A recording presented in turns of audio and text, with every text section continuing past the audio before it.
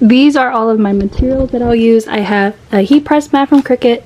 Then I have some butcher paper, which is also from Cricut. A pack of blank totes from Amazon. And this is what it looks like opened up. I haven't customized one yet. I've had this for this entire year and I've just never gotten to it. This pack of heat transfer vinyl from HTV Runt. This has a bunch of colors to choose from if you're practicing. So you don't have to spend a bunch of money per roll, if that makes sense. This comes with several colors. This is the heat press that I'm using from Cricut. I haven't used this since I took it out the box, so you'll find out if I like it or not with me today. Let's take this out and see what we're dealing with. Oh look, this comes with instructions. Oh no, yeah, it does come with instructions. I read that and I was like, did I just read that wrong? No, I read it right. Okay, anyways, you have your cutting settings for your Cricut or silhouette if you have a silhouette, and then your heat settings. Ooh, and all the other good stuff you need. So that's pretty cool. I have pictures for visual learners like myself. Anyways, these are the colors we're working with today. I need the white. Is this black? Are these two black? Oh my god, I can't tell. Where's that green? No, that's green. Okay, this pink, these two. It's between these two colors. I think I'll go with this one. Got our yellow. These are all of the colors that we'll be working with today to get our My Melody and Kuromi design onto our tote. They also provided this weeding tool if you don't already have one, which I think is awesome.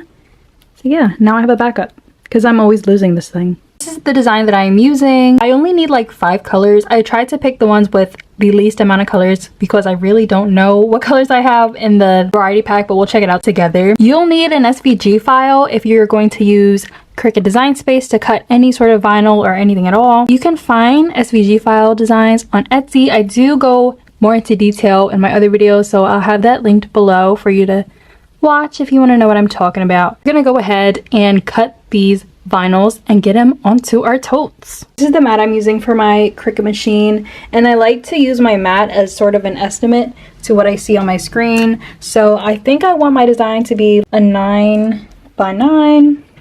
So I make sure that whatever is on my screen matches up. You can see it has like these little numbers on this grid, and I just make it larger or smaller so it will fit within the range that I want it to.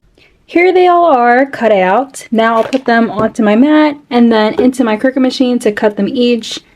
And I'll get back to you when we're ready to layer it and then press it on. First I'm going to put my white transfer vinyl onto my mat. So I'm going to line it up at the very corner up here.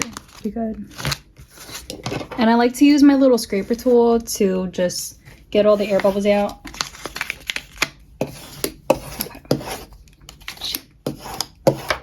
Have the other one down here.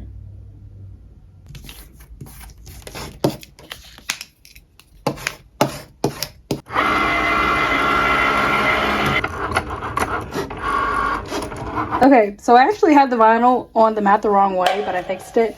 So on your heat transfer, there's like a front, which is a clear plastic, and the back, which is the actual vinyl.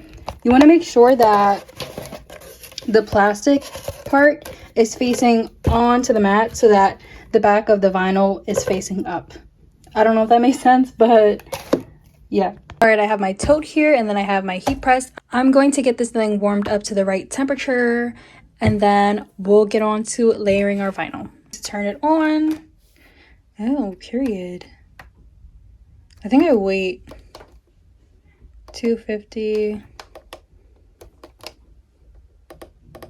We're gonna have it at 300 and then we'll have it for 30 seconds. So I guess now I will wait for it to warm up to temp. It's at 300 degrees Fahrenheit and I switched the timer to be 15 seconds because I do want to do it in increments just in case. And I'm going to do the press on the floor since my desk is a little unstable. Let's do this. And I'm just going to lay it on my floor, this side down. Got it. They did say to iron the material that you'll be putting the transfers on, but I don't really want to do that right now. I'm kind of just eager. And we're going to eyeball it. So yeah, we're going to do the base color, which is this black. And we're going to place it. This thing is like, Jesus. Perfect, not even perfect. Now we're going to do this. Put it on top. Oh, we're just gonna go in.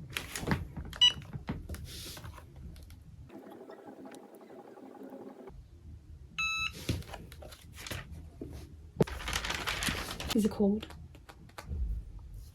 I'm gonna let it cool completely before I peel this off. I think it's cooled down completely, so hopefully when I peel this back, it doesn't stick.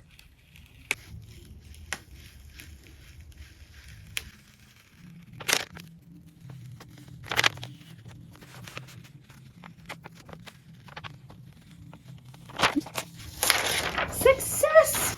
Look at it. Yeah. Now we're gonna do the other ones. Yeah. This one will go here.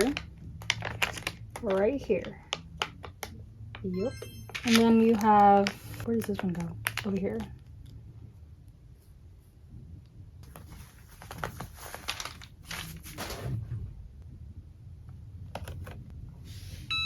Now we wait for this to cool completely.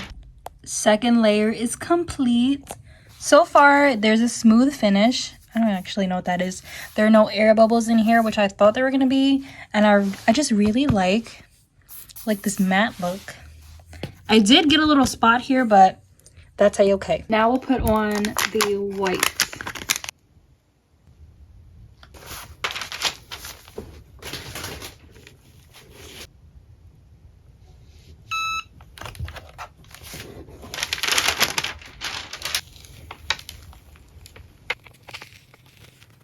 Cute. She's looking cute. Okay. Did I do it? No. No. Go world.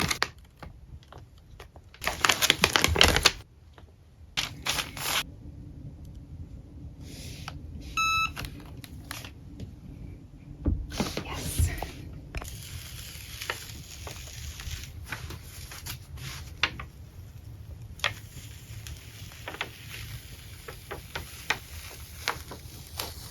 I was afraid the purple wasn't going to show up, but you can definitely tell that the purple's there. One big press for the last layer.